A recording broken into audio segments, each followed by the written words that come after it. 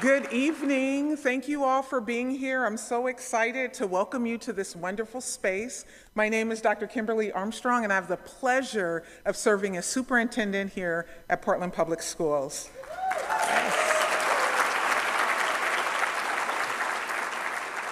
Also, just acknowledging our amazing musicians and dancers. They've done it again. They always show up and show out for our community. So I just really appreciate them. So join me in another round of applause for them, please.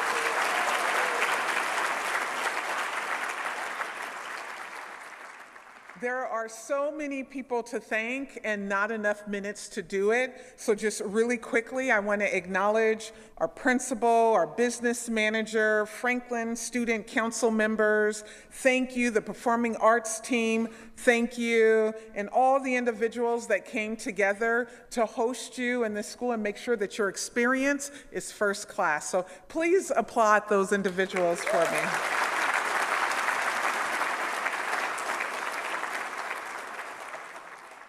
I am especially excited to welcome Mayor Wilson to this space.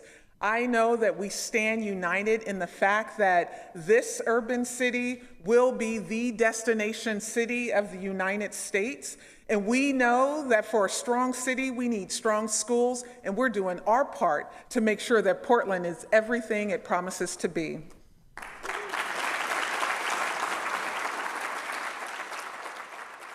I also just want to note that our mayor is a graduate of Roosevelt High School, and so go Rough Riders. Yes, thank you for being here. And I just appreciate the vision, and so I don't want to take any more time just to say, welcome to this space. I want you to feel at home. This is a community space. I am so glad you're here, and thank you for being a part of what makes Portland Public Schools the best place ever. Thank you.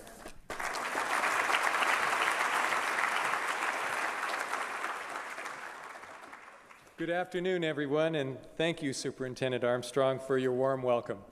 I'm Ted Kay, Treasurer of the City Club of Portland. We're thrilled to welcome you to Franklin High School and Mayor Keith Wilson's first State of the City address. Before we begin, I ask everyone, including me, to silence your cell phones.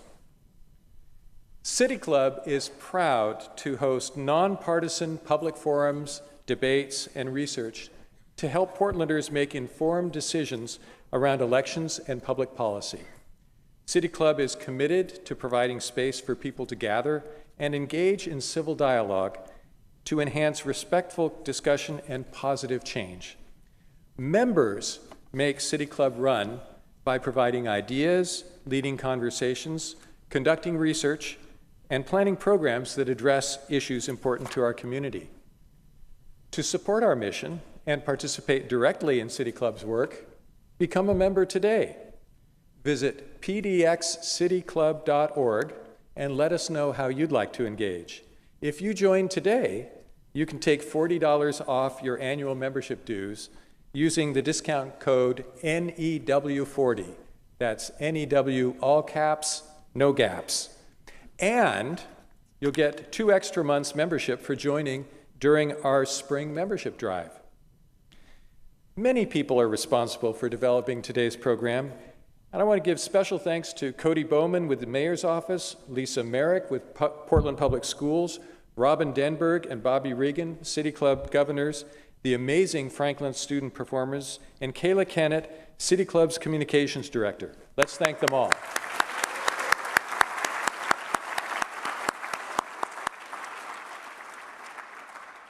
Now, please mark your calendars for our State of Racial Justice event coming up next month. For background, a special edition of the Portland Mercury newspaper will be released on Friday, May 23rd, 2 days before the 5th anniversary of George Floyd's murder. Titled Blackout, a 5-year retrospective of the racial justice movement in Portland, the edition will feature a dozen essays by Portland area African American leaders presenting their views on Portland since George Floyd's murder.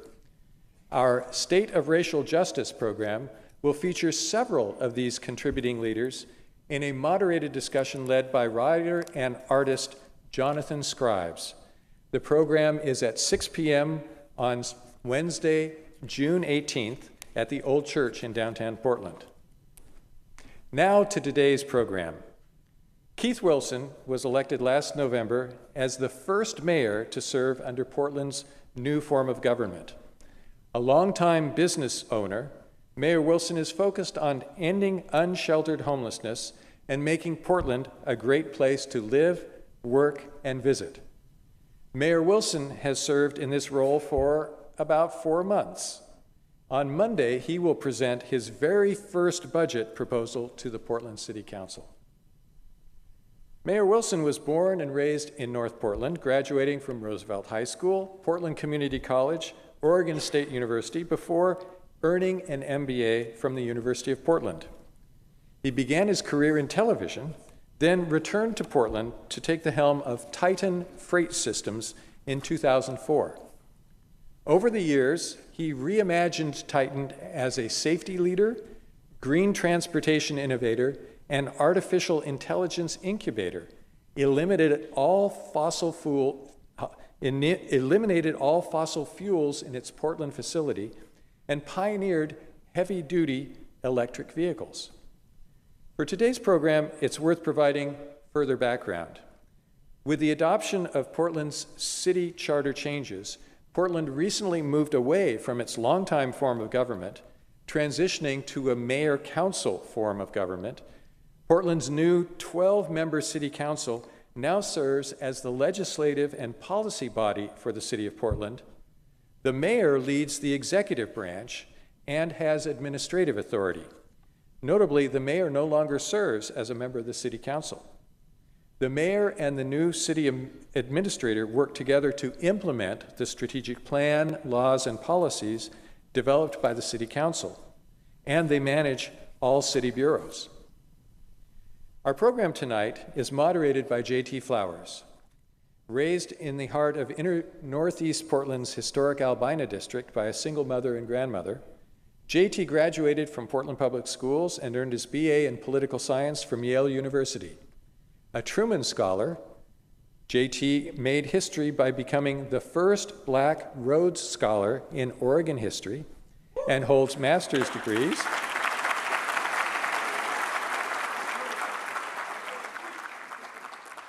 and J.T. holds master's degrees in U.S. history and music performance from the University of Oxford. J.T. serves as the Director of Government Affairs and Communications at the Albina Vision Trust. He represents District 5 on TriMet's Board of Directors. He also serves as the Board Chair of the Williams and Russell Community Development Corporation. We thank all of you who submitted questions as you registered for this program. At the end of the program, J.T. will pose several directly to the mayor. Now, please join me in welcoming Mayor Wilson to deliver his State of the City address.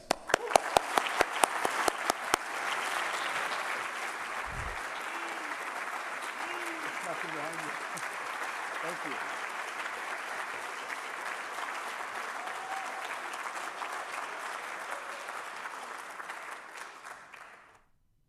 Well, good afternoon, everybody. What an extraordinary day. Thank you to Superintendent Armstrong, to the City Club for this honor and this opportunity, to the Franklin High School where I've been here, I've played here, lost some games here, won some games here. What an incredible journey. And it's an honor to stand before you here today with so many friends and families, associates that have helped me have this honor right here, right now. I spent this New Year's morning with my son, Noah. He joined me in my temporary office in the Portland building, which was the headquarters for my transition team as they were renovating City Hall. The nice thing about working weekends and holidays is that you usually get the whole place to yourself. In this case, I was grateful for my son's company because I was feeling some nerves.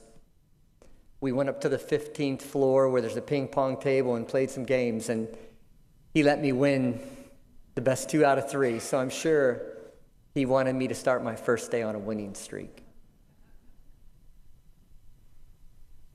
We gathered a few things and we walked across Madison Avenue. 121 days ago, I entered City Hall with new eyes.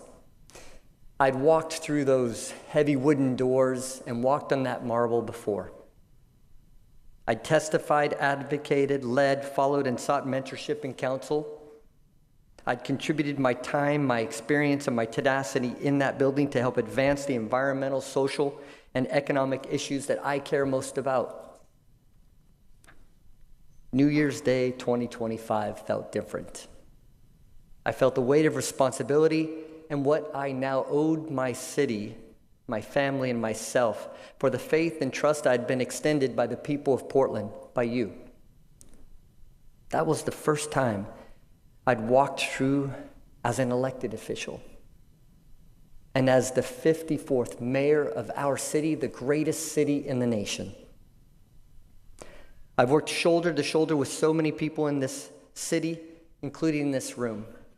I think the Tuesday after I was elected, Chair Vega Peterson opened her office to me and invited me in, and we started a friendship that began and it's holding strong through this day. Council president, the counselors can't get rid of me. I've had dozens of meetings with them. The commissioners, the counselors, the state legislatures, all of those individuals have been so welcoming to help us and Portland move forward. Some I had known for years, other I had met just after the election, and I've seen much since taking office. I've seen what it takes our dedicated outreach workers to help someone off the street and back into their mother's arms. I've seen what it takes our law enforcement first responders to run missions to stop human trafficking, shooting, street takeovers, and break up property crime rings. I've seen what it takes our economic development team to breathe life back into our neighborhood and our business districts. I've seen what it takes our leaders and workers to do the hard and everyday work, to fill potholes, clean our streets, and keep our water safe. The capability, professionalism, and dedication of our city workers cannot be overstated. It is worth taking a moment in these times to appreciate the value of public service. And I'm so grateful for you welcoming me and working side by side as we've navigated some very challenging times this few months. And I've met incredible people in every neighborhood, community members just like you, that have devoted themselves to making our city stronger, better, and a fairer city. Because of that, this speech is about more than my short time in office. It's about us. It's about the parent who worried about their child's route to school. It's about the homeless souls who've asked for a better option than life on our street. It's about our undocumented neighbors who depend on Portland holding fast as a sanctuary city.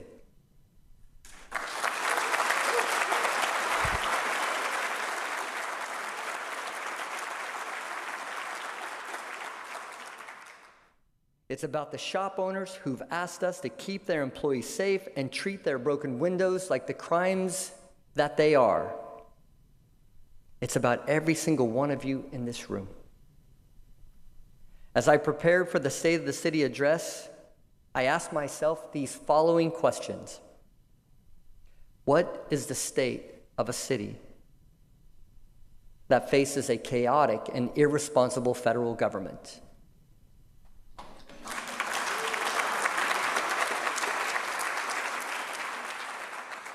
What is the state of a city that faces the foreclosure of its tallest towers? What is the state of a city that faces a humanitarian crisis that allows our most vulnerable to suffer and die on our streets? After much soul searching, I believe I have an answer for you. I'm here to say to you that the state of Portland is rising.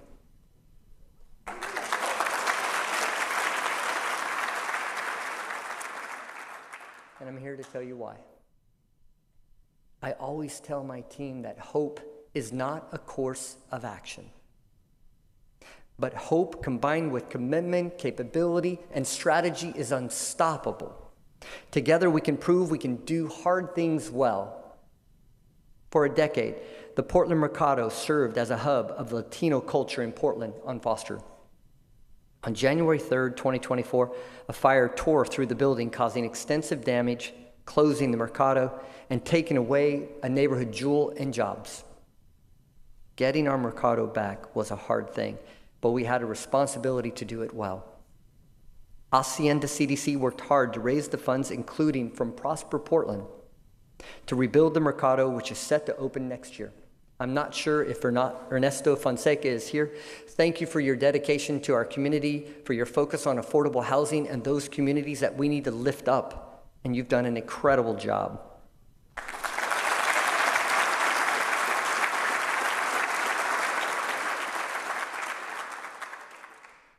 I'm happy to say the food carts at the Mercado have already reopened, and construction on the building is scheduled to start. Soon it will once again serve as a place to gather support for small businesses and enjoy wonderful food and drinks. And I promise, if you allow me to be the first one in line for the food.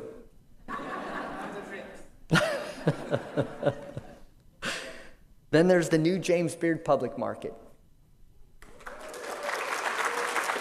It's incredibly exciting. This will be a game changer not only for downtown Portland, but for the region and the state. When the market opens, it will provide a home for almost 40 businesses showcasing the best of Oregon. Public markets are catalysts for economic development all over the world, and nobody has higher quality products to offer than Portland, Oregon.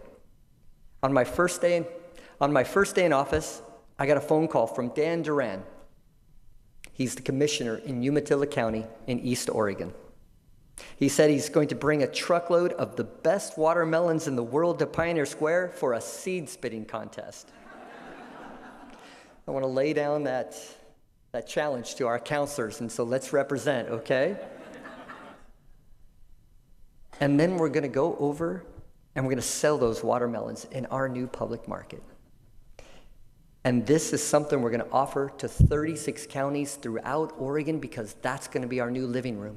And we're going to invite the state to participate in Portland.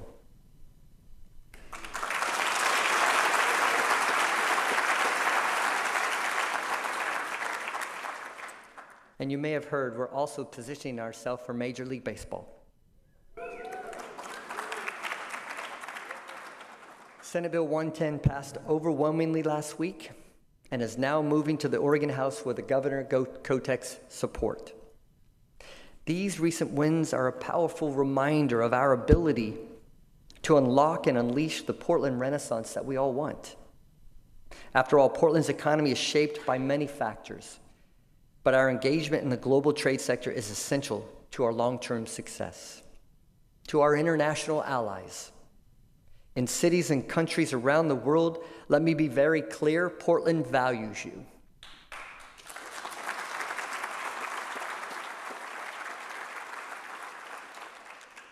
We welcome trade, collaboration, and partnership. This city is unwavering in its commitment to breaking down barriers, not building them. We support open, inclusive trade, cultural and educational exchanges, and the promotion of international tourism. Portland is not represented by those who would close our doors to the world. We stand for connection, cooperation, and shared prosperity.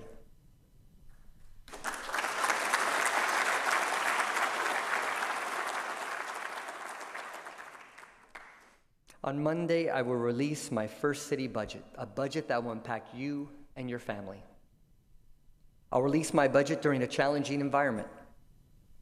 As a city, we face unprecedented national uncertainty, expiring one-time funds, and slipping economic competitiveness.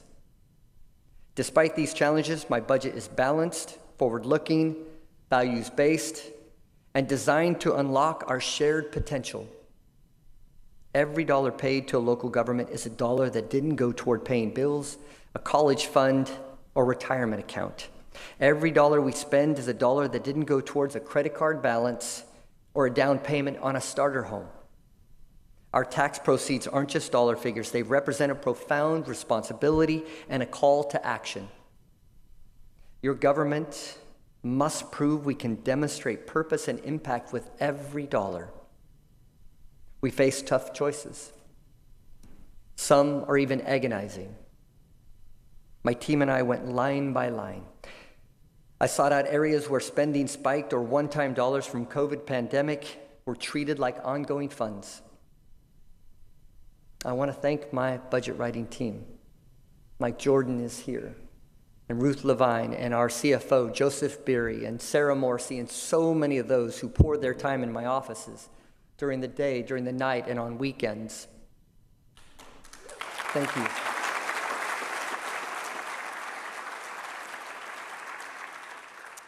We focused on our budget to start realizing efficiencies in our new form of government. To start, our city communications, information technology, and human resources personnel must be centralized and shared, not duplicated between bureaus.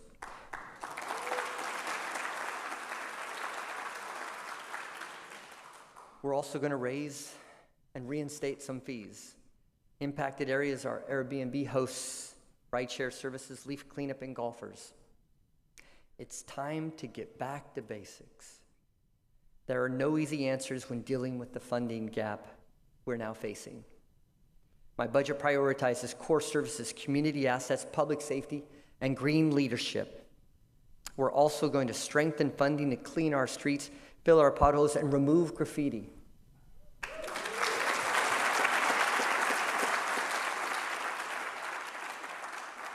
When I see trash on your sidewalk, I want it picked up.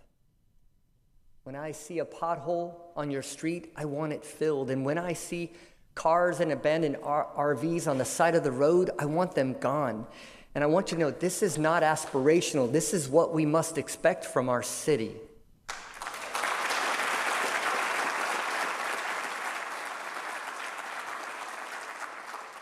My budget also unlocks housing. It prioritizes economic opportunity and reaffirms our commitment to end unsheltered homelessness.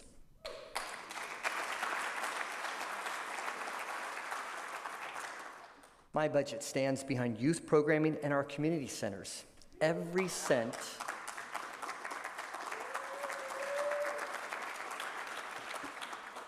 I see Councillor Canal clapping the most, so I know I've got his support on this. Every cent that goes into youth programming and community spaces activates irreplaceable volunteers and changes young lives. And one of those young lives was me. I was an underprivileged kid growing up in North Portland. Our parks and programming kept me engaged throughout the year. I have a Portland wrestling certificate from 50 years ago.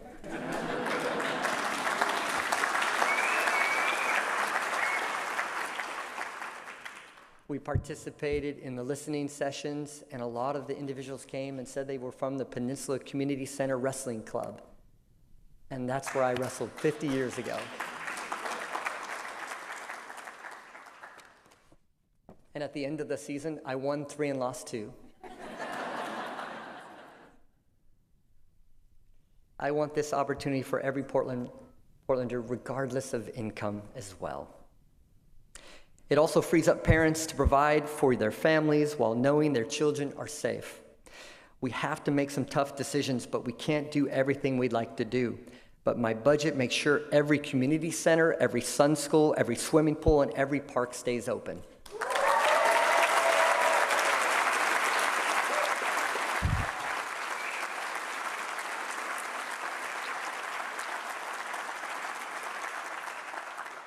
That includes citywide sports, and I'd like to highlight Allison Bourne and Jeff Baer, both dedicated Golden Ball youth basketball coaches.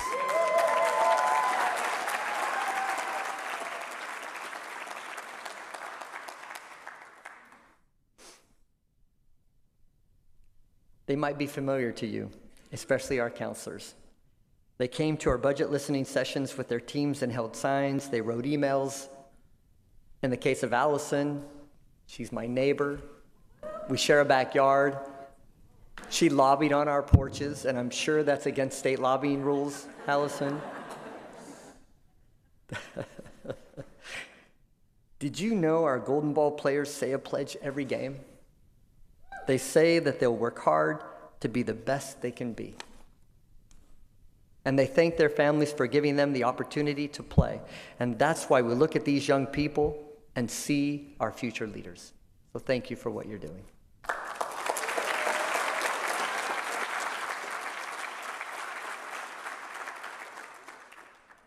And we have other future leaders in this room. I'm proud to welcome the Portland Public Schools District Student Council. Are there any in the room?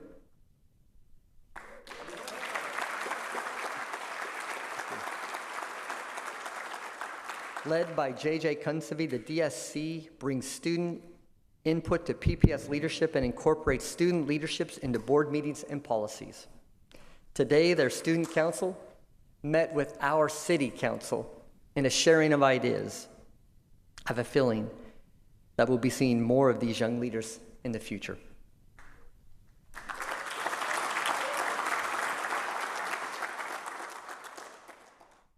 There are many different types of leadership. One of the most important is green leadership. Green leadership means restoring the original promise of the Portland Clean Energy Fund.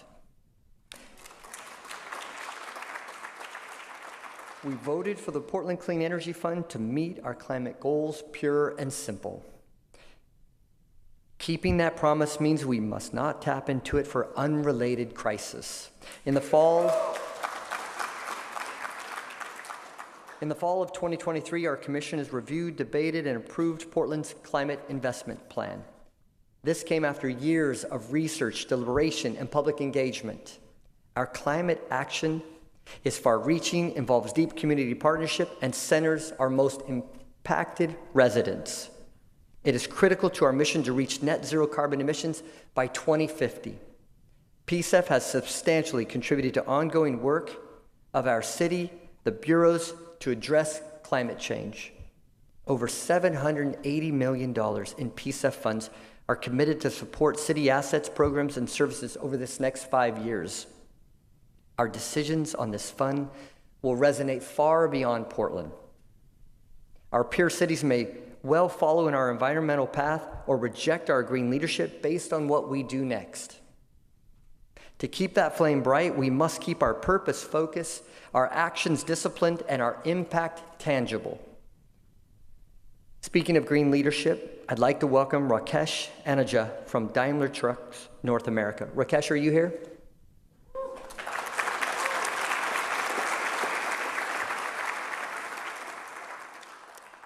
Daimler Trucks was founded in Portland in 1942, 80 years strong in Portland. And today they are the largest truck manufacturer in North America.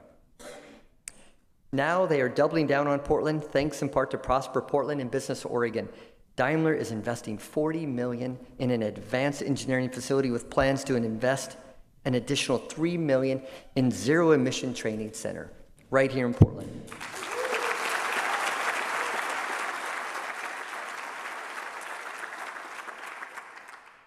This new Daimler Truck engineering facility is intended to focus on clean transportation solutions, including emerging technologies such as battery electric vehicles.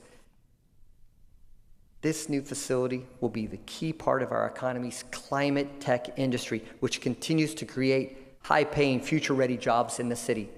Rakesh and Daimler and Freightliner, I owe you a debt of gratitude for answering my call years ago and working with me to be the first carrier in Oregon with heavy-duty electric vehicles. It is a vision and a focus I have for the city of Portland, for us to be the leaders not only in our state, but in the world. And I know with your partnership, we're going to achieve that. So thank you.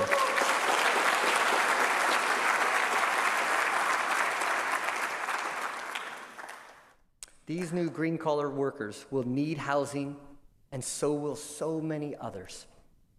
The fastest method to build housing for every income level is to unleash the pent-up capability of the private sector.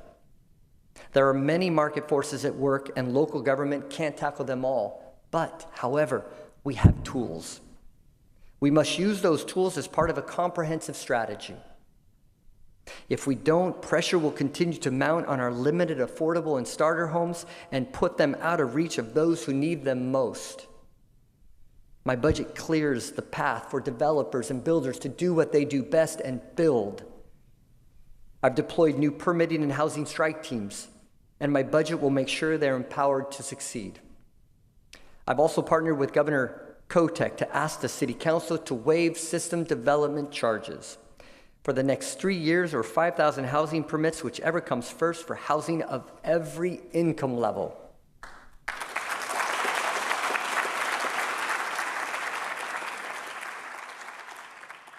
SDCs are our fees on new construction projects to cover sewer, local parks, roads, and water infrastructure.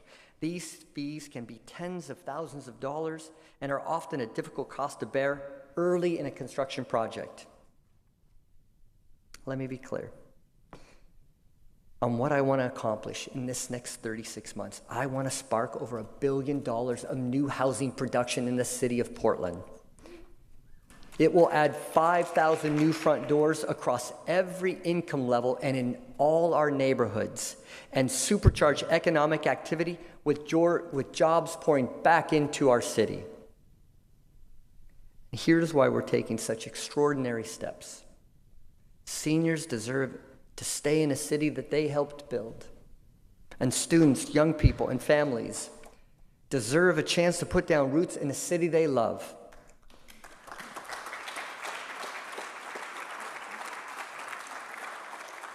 Waiving SDCs and kickstarting our housing supply is a long-term investment in our future. We must be bold. We can't let ourselves become paralyzed over the uncertainty coming out of DC or base our future on the rising costs of imported goods. We have better skilled labor, we have lumber, and we have land, and it's the best anywhere in our nation. We have everything we need here to care for Portlanders and drive our economy forward. We needed these homes and these jobs yesterday, so let's get building today.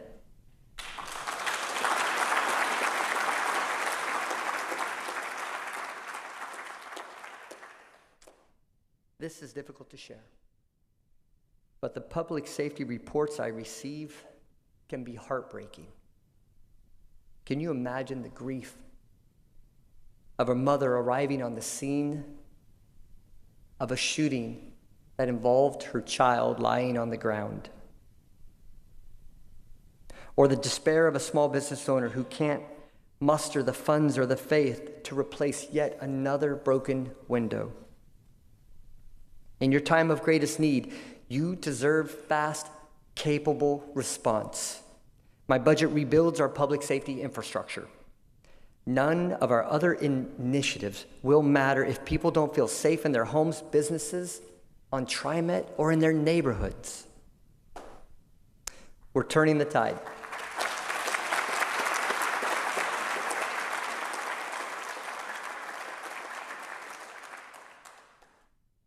We're turning the tide. We've interrupted the cycles of violence that have plagued our community. Homicides are half of what they were year over year. Chief, thank you for the dedication from your staff, your officers. I appreciate your dedication every day.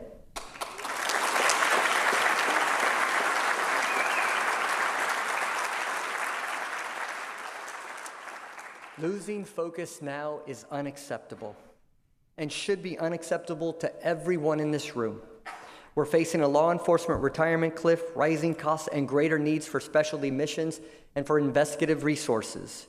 Community trust in law enforcement first responders is an irreplaceable part of protecting our freedom to walk, to shop, and live safely in our city. My budget will protect and rebuild this trust. We'll add 1,014 new positions to expand the operating hours of Portland Street Response.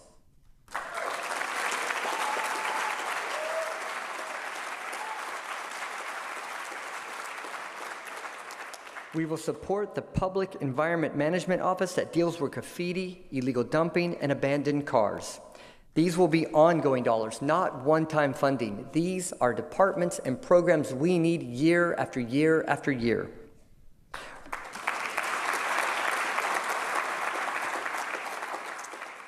We're increasing funding for the Portland Police Bureau to support rebuilding their staff, to fund missions, to stop human trafficking and other crimes.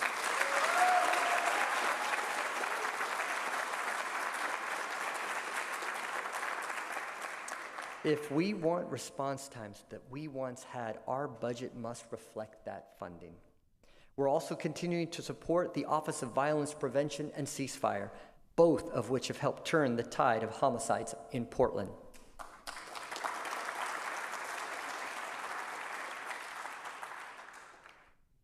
There are many ways to save lives. TriMet driver Joseph Wiggins would know. Joseph was on duty in the early hours of New Year's Eve when his last passenger clutched his chest and collapsed. Joseph called emergency service and realized that the fastest way to get his passenger to life-saving care was to take him in his TriMet bus. And that's exactly what he did. And he saved a life that day. When asked about it, Joe just said, "It's what we do. It's what we do." Is Joe here?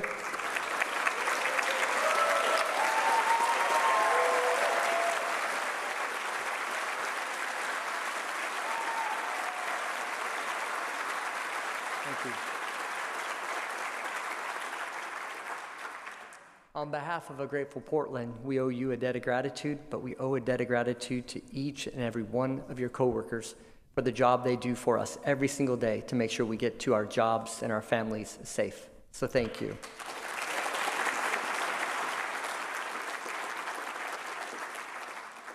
I'm friends with General Manager Sam Dessou of TriMet, and I have to talk to him and say, your next bus has to be outfitted with lights and sirens, so I'll get to work on that one.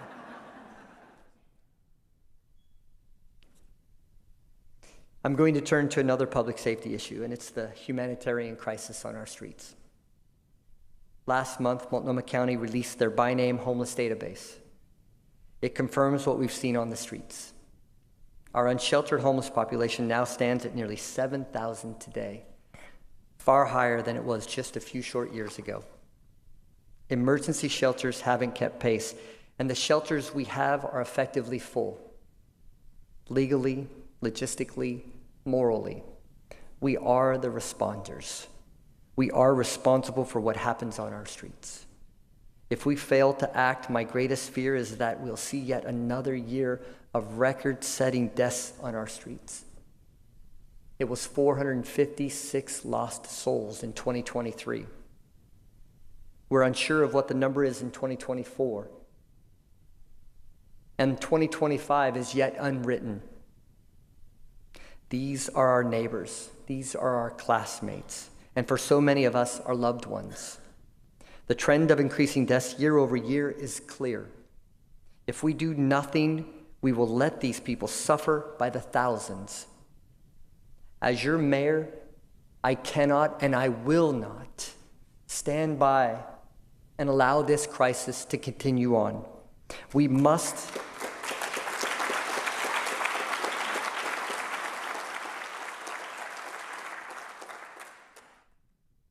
We have a moral and political mandate, and we must act.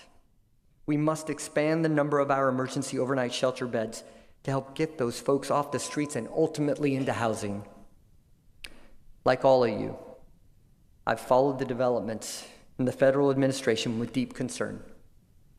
It is increasingly clear that if we fail to act, we risk mission takeover by an administration that does not share our values or compassion. Our shield against the federal overreach and cruelty is our ability to work together swiftly, effectively, and with shared purpose, and we can't waste time focusing inwards. President Trump has vowed to forcibly move those living unsheltered into government camps. Every one of my leadership meetings starts with a countdown to December 1st. That's the day we'll have a safe bed available for every Portlander every night.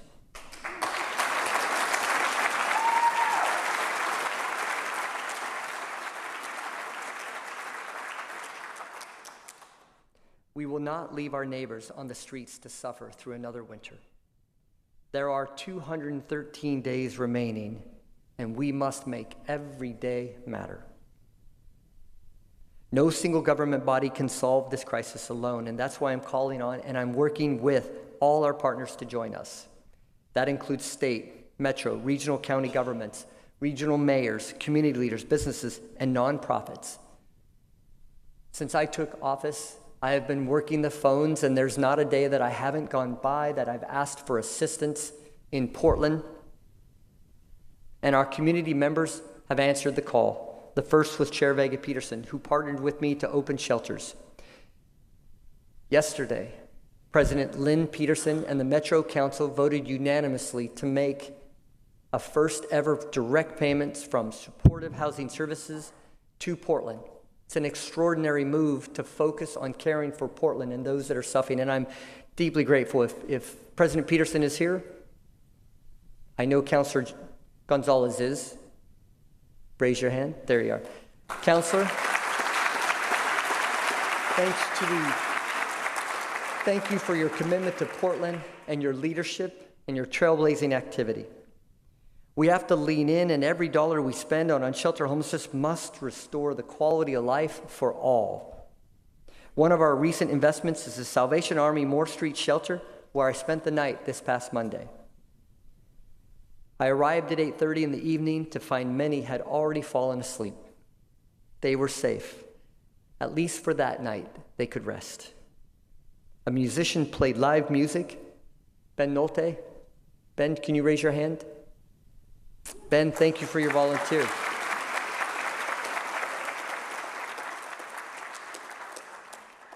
Ben, as I see at shelters, he comes and he plays music in the evening to provide dignity and decency to these souls that are just asking for help. And I appreciate what you do and you bring to this community. You won't find either, the relationship with the neighborhood hasn't been perfect. And we've committed to solving any problems that arise. I will say this, before the shelter opened, there were tents and trash on that section of Moore Street. You won't find either around the shelter now. We'll make sure that that same promise is for every neighborhood that hosts a shelter to provide life-saving care for our neighbors.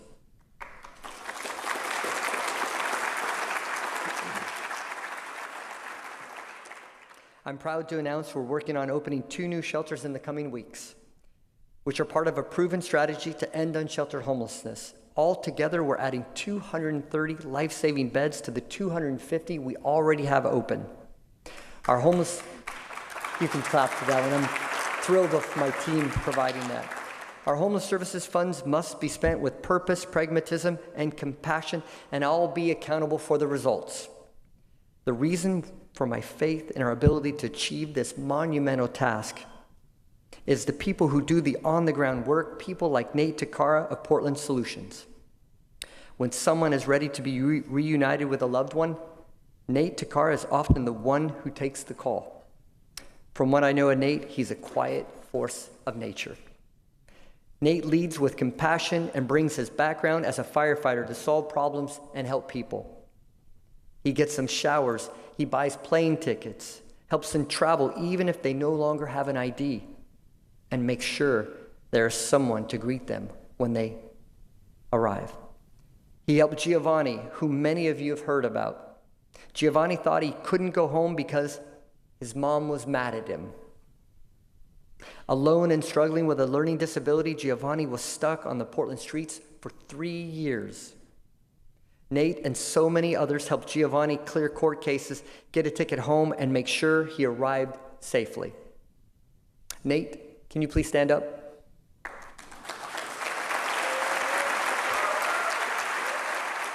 you.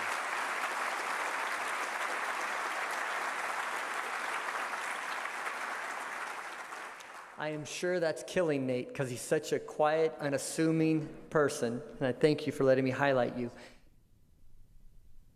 The team at Portland Solutions, Nate's partners, have been amazing, and I'm looking forward to seeing what they can do in the months ahead. Supporting a mission like this requires a high-performing organization. This is why I'm reorganizing city bureaus into a system that shares resources, promotes growth, and better supports our workforce. There's no easy way to say this, but we're entering a period of layoffs. I hate layoffs, and I'm going to work like hell to keep as many people at Portland as I can. During the height of the Great Recession, my wife and I remortgaged our home to prevent as many layoffs from our trucking company as we could. I take those same values with me as we face a budgetary crisis that will force staff reductions. City staff are dedicated public workers, and I feel deeply for every painful staffing cut we now face.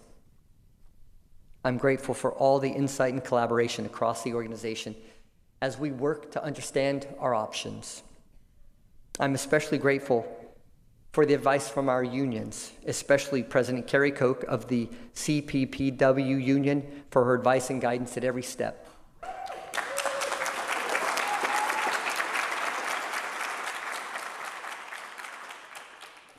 Carrie's here, and I'm sure she's quite amazed that I'm saying that. You know, I appreciate you. It's a partnership from all levels of government to run government well. And Carrie, you sent me an email on the first few days of January, and she said, "This is what I'm seeing, Mr. Mayor." And it was so well written and crafted, and I appreciate you and your team coming to the office and meeting with me regularly and providing advice, because that's how we turn our city around. We don't look to a person, we look to a group, and we do this together. So thank you. I wince when I hear the creaky metaphor that Portland's reformed city government is building the plane as we're flying it. Collectively, we were voted into office with shared purpose. We have a clear mandate on public safety, economic revitalization, homelessness reform. We also have better representation of our constituents and a stronger relationship with the state and our county. To live up to that shared purpose, I have worked closely with my city council colleagues. The results of that collaboration are a values-driven, pragmatic, and balanced budget, which I urge my city council colleagues to pass. As I stepped into the role of mayor, I was deeply honored by the warm and open welcome from our state legislature. Our legislators have been generous in their time, engaging with me directly to understand my approach to addressing the crisis of suffering on our streets. They recognize that our economic engines are linked, and our success depends on one another. I haven't hesitated to take them up on their generosity. I've hosted shelter tours. We've met in living rooms. We've traveled to Salem or Testimony and sat down for one-on-one conversations. I especially appreciate their tireless advocacy on behalf of our city to secure funding for housing, for public safety, transportation, and critical city services, especially as many of those funds face growing uncertainty. I want to express my sincere appreciation to Governor Kotek. We meet regularly, and our collaboration has been invaluable. Her steadfast support, especially in our efforts to confront homelessness and revitalize our economy, has made a meaningful difference. I look forward to continuing this partnership in the service of all Portlanders. All of us, especially those in this room, have seen the best of Portland and the ways we have stumbled. Together, we represent the beacon of leadership, hope, compassion, and progress in a city that needs those values now more than ever. Looking around at all of you, I'm filled with optimism about Portland's future and our ability to solve the issues that we now face. I continue to believe the best days of our city are ahead of us, and that the Portland Renaissance that we all want is within our reach. Thank you.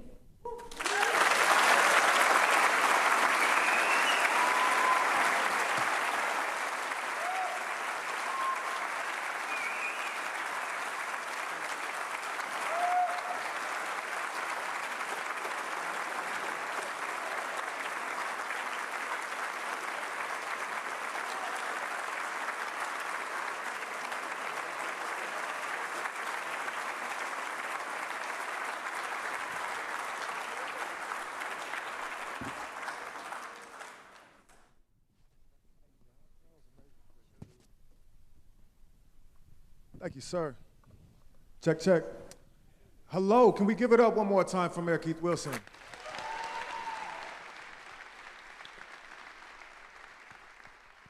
My name is JT Flowers. I have the honor of serving as the Director of Government Affairs and Communications for the Albina Vision Trust, and I also had the honor of talking to this incredible public leader today. I have a ton of questions for you, but I want to, before we kick things off, give our youth the opportunity to set the tone for this conversation. We are in the presence of an incredible student leader here in our city, Mr. JJ Kunsevi. He is the student representative on the Portland Public School Board, and he'll be asking our first question tonight.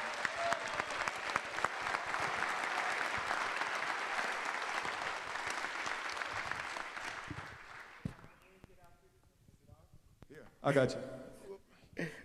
Is it working? All right. Good afternoon, the city of Portland. Yeah. I have the great privilege of honor in representing the amazing 40,000 students of the city of Portland. And welcoming our mayor here. Yeah. All right, and here's my question. With Portland Public Schools and many other Portland school districts having to cut millions of dollars and over 200 staff and teachers due to a lack of state funding, Mayor, how do you plan on collaborating with school districts to ensure the families of Portland, the students, and our broader community aren't affected?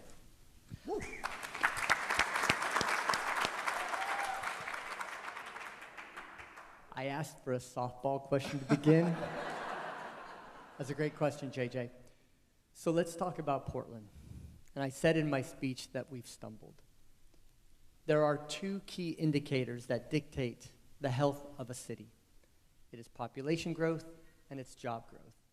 And in both those key areas, we have population decline and we have the worst job creation in the nation.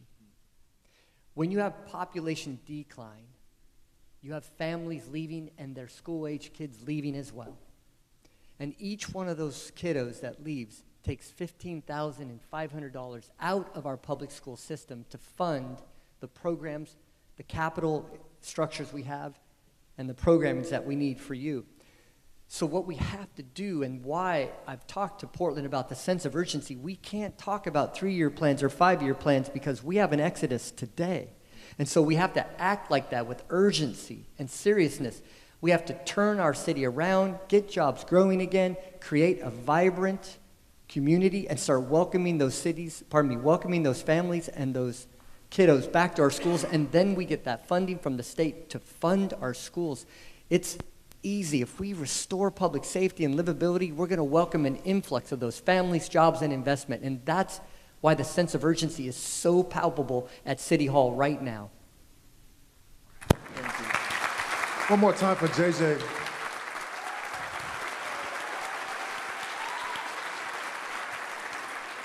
So I have the not-so-pleasant task of trying to follow this brilliant young man. But, Mayor, you just talked in your response about the importance of job growth to the health and vitality of a city. One of the things we know to be true on a national level is that what we've experienced over the course of the past 30, 40 years is job growth in some of the wrong places, right? Job growth in sectors and industries that offer working class folks very little upward mobility. I want to talk to you about industry, and I would love to hear your thoughts on what the workforce of Portland looks like 20, 30 years from now, and how we attract the right type of industries that give working class people something to strive for.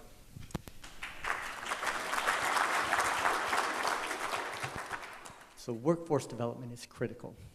So when you look at, and I mentioned it about Freightliner, they're based here. Those are green jobs. And so I keep saying we can't just focus on white-collar jobs or blue-collar jobs. It's green-collar jobs. The Portland Clean Energy Fund is that catalytic investment that we can invest in Portland. We, by all rights, should be the greenest city in the nation, and using those jobs as that catalyst to move us forward. And so we have everything we need right here. You're right. It can't be just distribution jobs, which are great. And it can't just be service level jobs. We need to make things. We need to teach things. We need to create those value-added jobs.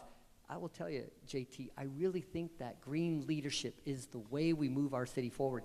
But we also stopped at the way we're doing it. We are a car-centric focus. We have to focus on a multimodal transportation system. So we have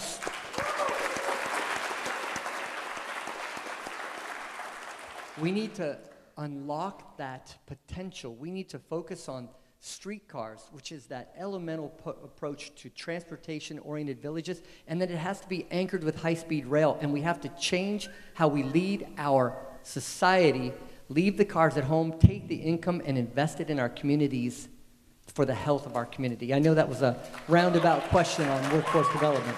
No, I think you hit the nail on the head. One of the things you've consistently said is that we have everything we need right here. And I largely agree with you. My question to you is, this budget cycle in and of itself can either serve as an indicator or a canary in a coal mine of some sorts. When we're running at a deficit, how do we strap together the limited resources we have to build the future that we say we're aspiring towards? So it was manifested in this last 4 years, the last 4 months. So I entered City Hall on January 1st, and Mike Jordan, who is our city administrative officer, he and I sat down, and I was very impressed with this sort of relationship that we began. He started focusing on the technical the technical aspects of the deficit. We are tens of millions of dollars in the hole. So in the same regard, I started focusing on the revenue side of it, because when you're in cut cycles, it can be this downward cycle, but you also have to then start focusing on the other side of the ledger, which is the revenue side. And he and I would meet, he would talk about the enterprise efficiencies, how he was going to phase in efficiencies and span of control and reorg the city.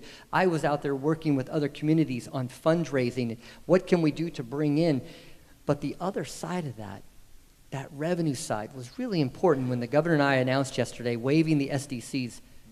When we start building those homes, far greater than the 500 or the 800 that we're going to build this year, when we should be building 5,000, you can see we're anemic. And if we're not building homes, if we're not creating good jobs, if we're not putting income into our economy, we're just cycling down. But with the restaurants, the hospitality, all of those other services that really depend on that revenue start cycling down. So we are going to create our own economic activity. And I said it in the speech. We have the best skilled labor, we have lumber, we have land, we have everything we need right now to turn our city around and to supercharge our economy while the chaos outside of Portland is going on. But we need the revenue side, and that's what we're going to do. And I'm happy to say you're going to see successive announcements in the months ahead from Prosper Portland, from Donnie Oliveira at our Deputy City Administrator at Community Economic Development. We have some really fantastic things to be talking, and we're going to build our city back better and add the revenue so we're not always talking about cut cycles, but it's that boom loop that we've been talking about. That's absolutely right. And when you talk about a boom loop, there's no way to talk about it without discussing supply. Recently I read a book called Abundance by a dude named Ezra Klein. And if anybody has read that book, one of his central arguments is that government gets trapped in this cycle of subsidizing things that are unaffordable for people, right? And we just go deeper and deeper and deeper into the hole. One of the brilliant strokes of genius about this new plan that you've announced with the governor is it tries to hack away at some of the things that make development unaffordable. I'd love if you could speak a little bit more about the role of regulation in building out the Portland of our future in a way that feels real and tangible to people who might not be so familiar with the field. Well, let me tell you some examples. So working in our permitting department, which we've all heard about as potential delay, one of the things that they're doing with this SDC reduction and other buildings that we want to convert from office to residential is we're going to let developers self-certify. So we're going to remove the bureaucracy away from the developers and say, if you're ready to invest in Portland, we're ready to help you, and we're not going to stand in your way. We'll set limits on time, and we will commit, and we will make and meet those times, but we're going to work as a partnership. I was talking to the managers of the U.S. Bank Tower, our iconic Big Pink. And 5 and 6 years ago, after 40 years of growth in Portland, we got really good at saying no. Because if you invested in Portland $1, you knew you were going to get $1.05 the next year. It's not the case now. And 5 years ago, they had said that they wanted to put a sky bridge across from Big Pink to their parking structure so people didn't get wet while they went to work. And Portland said no. And they asked me, what would I say? And I said, I'm going to be your biggest cheerleader, and I'm going to say yes, and I will carry your water. You want a day center, which they had said. They said no. I said, we need to make businesses work and work for Portland because we need those jobs. So that's the new set of tone that we're setting in Portland is bring your ideas, talk to us what's magic, and we are here to help you succeed because you succeed, we succeed, and we're going to raise up and we're going to start that next 40 years of the renaissance that we need in Portland. It's beautifully said. You know, one of the things you're emphasizing here is the importance of partnership, right? Given your long and storied career in the private sector prior to stepping into the role of mayor, I wonder what you think, from your perspective, everyday people most misunderstand about the way that government works and the way that government can work. People always ask me, so what is it like to go from private to public? And it's been seamless. You know, the company I built is systems improvement, really focused on continuous improvement, and it was a high-performing, high-standards organization. It's been moved over, so that's the one thing I've learned, that practicality and just understanding the linear approach to helping people, adding to the culture, focusing on mission and making sure you know where that purpose is, you adjust along the way. It's been really heartening. And I've got a great council I've been working with. We've been going back and forth. But I want to change that question for a second and talk about JT. So this young man is extraordinary. And if you heard his resume at the beginning, I thought, holy cow. You know, I went to Portland Community College. He went to, was it Oxford? Yeah, but I also did a 5th year high school. Don't let this guy delude you. Well, I went to 5 years of college before they let me get through. So we'll have to arm wrestle for that one, all right? But Albina Vision Trust, about government and partnerships, is what you had said. So this is an extraordinary organization, and JT is an extraordinary leader in it. They've raised $800 million to restoratively develop our community in that Albina region.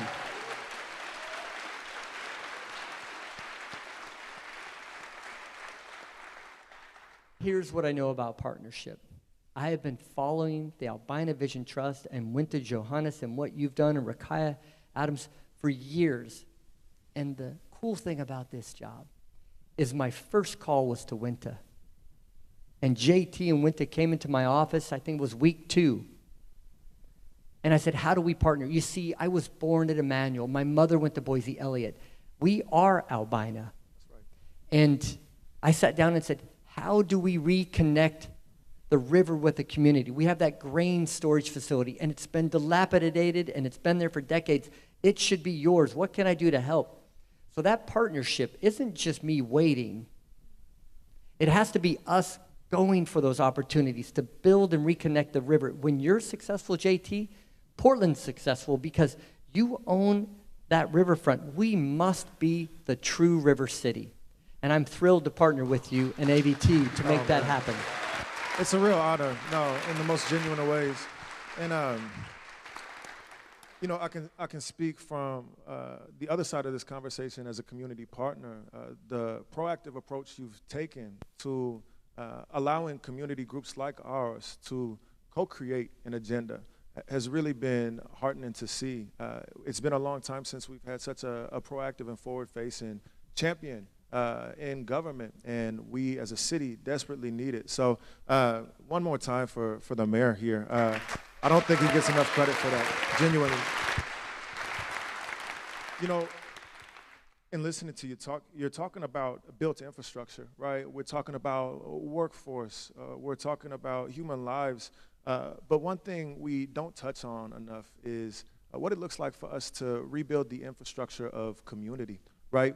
One of the most cataclysmic things that's happened to our country over the course of the past 50, 60, 70 years is that the spaces that bound us together, the ties that wove us together as people, as neighborhoods, as communities, have been yanked that and pulled apart. Of course, the construction of our interstate highway system played a central role in that. But the way that we approach development in the present tense has also played a significant role in that.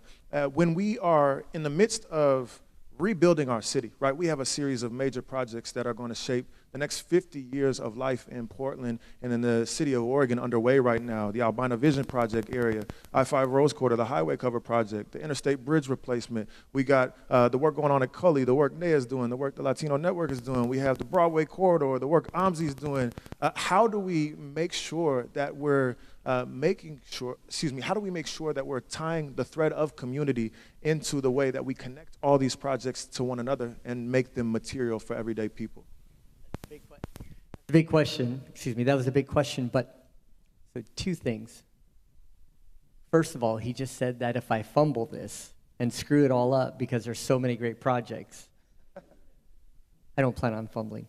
But what you just said was, where do we tie social capital into that? That's right. Because we often talk about capital as if it's money, and how do we develop, and how do we build, and how do we gentrify.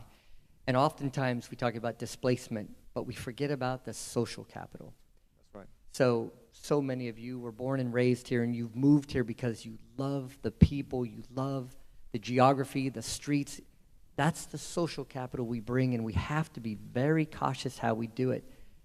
You know, we had the Portland Development Commission, which was often talk about gentrifying neighborhoods and building buildings well and fast, and a lot of economic prosperity was gained. And then we have Prosper, and there's people who say we've gone too far, where we're not building fast enough, we're not doing enough, but we're focused on the neighborhoods. I think we got to get to that center part and make sure social capital is at the forefront of every decision, but we need to take that catalytic money that you talked about. The exciting part, though, is we have 3 TIF districts that finally we're going to invest $1.8 billion east of 82nd Avenue, where 40% of our youth lives. That's incredible. So the first thing about social capital is knowing it and knowing where you need to place it and being responsible when you do it. So just by knowing where our youth is and where we are underdeveloped, where I frankly think we can develop and make the gateway area kind of the technology center of our city or the services center of our city, we have to be intentional. When I see all that empty space on 102nd Avenue at the end or near the Gateway Transit Center, I think, what a lost opportunity. We have one of the central nodes of our city with MAX and bus and if we build that up, we're building that social capital back in a responsible way, making sure that the neighbors who are affected get to enjoy the wealth of that neighborhood. So I appreciate you saying that. No, it's perfectly said. You know, oftentimes, as a kid who grew up here, like you did, I grew up thinking about the river as a dividing line that runs through the middle of the city. In my mind, as a kid growing up in Northeast Portland, everything west of the Willamette River was for upper middle class and wealthy white folks. Everything east was where the rest of us lived. I wonder how we think about, you know, so much of our conversation about the rebranding of Portland centers around our central city, right? Downtown Portland. And of course, we're trying to push the boundaries of that conversation so that we start including things like AMSI, things like the Albina Vision Trust into the way that we frame our discussion of our central city. If you think of the river itself as a numbered street, it would be 0 Street, right? Our communities historically have lived anywhere between 7th and 62nd and 82nd. My grandmother, by the time she passed away, lived on 214th, right? How do we rebuild our city while also making sure that we're not just pushing people further and further and further out, but giving people a meaningful stake in what unfolds in our central city? What does the central city of 2030 look like in your mind? Well, first of all, I will tell you right now, the counselors will not let me forget that there are 4 corners to the city, not just a central city. I'll tell you that right now.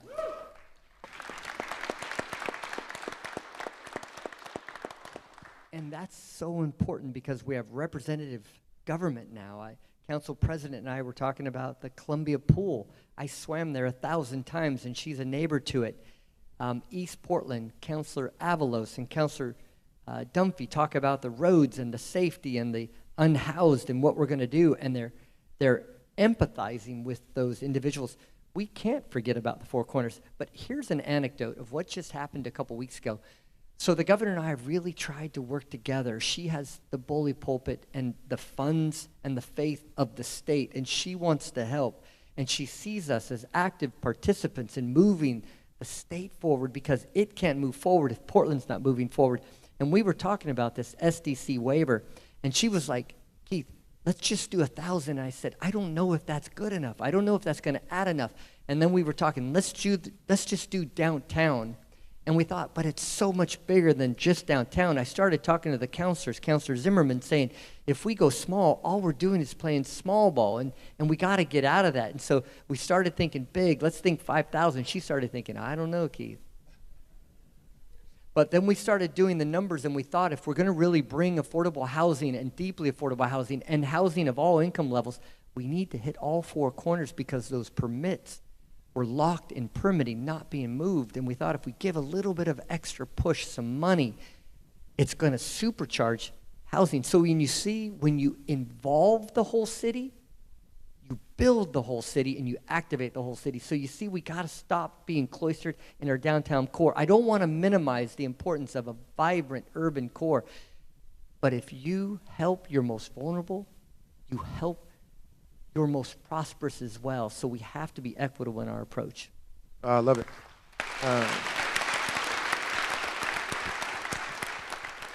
I particularly love what you said. You know, when you involve the whole city, you build the whole city.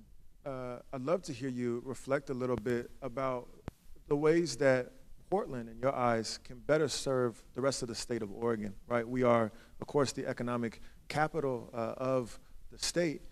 But in many ways, we have traditionally thought of ourselves in a very myopic way, right? The people within the boundaries of our city lines oftentimes don't venture into other parts of our state, don't have some of the conversations that you've probably been having in your tenure as mayor and also in your tenure as a business owner. I wonder, is there a larger role for Portland to play in the catalytic development and advancement of the rest of the state of Oregon? Yeah, I think we have to own who we are and where we're at in Portland. Portland was the pride of the state.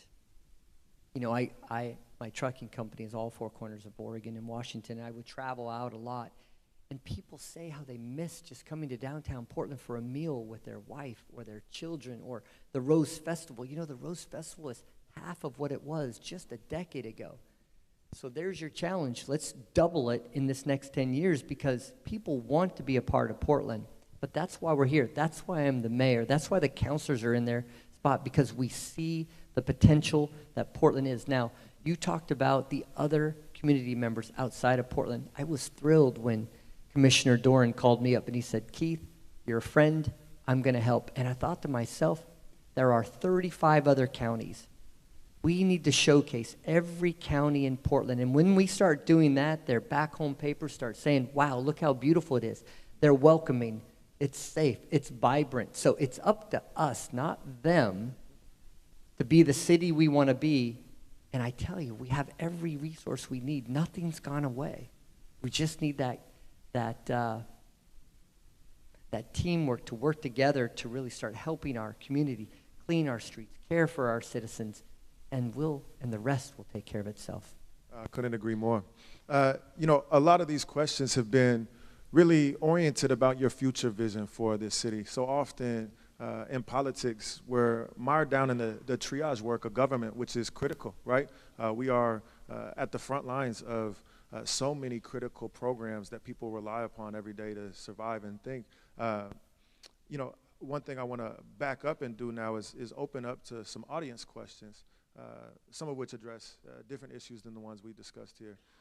The first one concerns a bit of the chaos unfolding at the federal level right now, right? We have unprecedented attacks on all of our communities, but particularly our most vulnerable communities. You mentioned in your speech the importance of really maintaining Portland's status and bolstering Portland's status as a sanctuary city.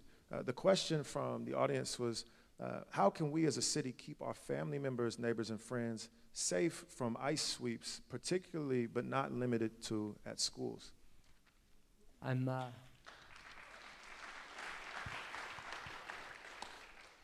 You know, I'm heartened to know that it's not just me. The governor and I talk, the counselors talk. We talked to chief about what we would do. We're scenario planning. Attorney General Rayfield has been an incredible leader for our state. He has been pushing back. They've been getting injunctions. We've won almost every single court case. So we see the fumbling and the bumbling and the advancement and the retreat from our federal government. It creates chaos. It's economic chaos. We have to just stay the course. We know who we are. We know what our values are. There's a lot of fear, and I don't want to discount that. And I'm frankly just disheartened by that. But I want to talk about what you can do. Grace, who is our mayor's aide in the office, we were coming over here, and she had said that she had just went to Cinco de Mayo on the waterfront. She said it was packed. I was surprised. And you know, I'm so thankful to hear that, because Portlanders don't retrench, we advance. And so I would ask each and every one of you, look out, care for people. At the city, we set up hotlines. We're going to do what we can, but get out there, go to Cinco de Mayo. We can't let fear keep us from helping our communities and participating in the cultural events that we should participate in. So go show your support, and that would be a great way to just discount the fear in our community. But let's go. Yeah, absolutely. I want to follow up on that super briefly, and then I got a couple more questions before we wrap things up on this end.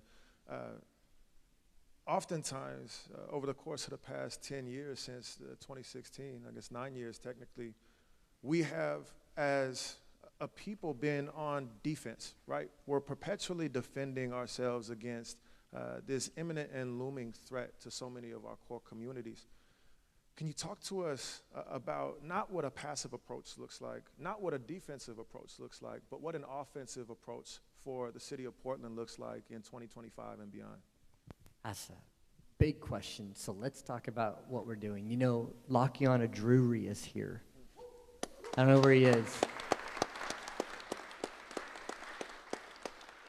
So Lakiana has a group called Word is Bond, and he's offensive. Do you know we disbanded our gun violence reduction team in 2020, and we felt as if we wanted to, or it would impact communities of color. And it led to the highest gun fatality rate in the nation for our black young population. Well, Lakiana takes that and he empowers this young black leaders of the future, and we work with law enforcement, and we combine a narrative to say, we're going to break the narrative. We're going to bring the groups together. It's young leaders like Lakiana who don't subscribe to that old failed narrative that we can't all share the same table. And he puts his words to the road, and he puts so much time into that. It's those sort of partnerships that we have to stop thinking about the past and start building our future leaders for tomorrow. In fact, I'll take his young crew camping in July. It's about breaking down that stereotype, but just getting out. And I spend 72 hours with these young black future leaders, and we all walk in a little kind of uncertain at the end, and then we're all ready to cry 72 hours later because it was such a blast. So it's let's change the narrative for the story we want for the future and get away from the past, right? Yeah, absolutely. And I hear you saying that offense is built through strategy. It looks like they're winding me down here. Yeah. So let me just ask you one more question, and hopefully I don't get beat up when I walk off the stage. But, you know, we talked a lot about this vision for what this city can look like. I want you really briefly to describe the Portland you see 20 years from now, and talk about how you see yourself spending your next 4, if not 8 years as mayor, building that future. All right. So the future is just based on the past. So let me just tell you what I accomplished at my last job. We had the most diverse management team in trucking. 50% of my staff were BIPOC, people of color, or LGBTQ. And we We're the highest performing transportation company in the nation. If we just focus on hiring the best, that's what your organization will look like. That's what I'm going to bring to Portland, the city government, and that's what I'm going to deliver for Portlanders, is a city that looks like us, that is high performing with high standards, that leaves nobody behind. Thank you so much, Mr. Mayor. And thank you for coming out and attending this incredible event. We appreciate you.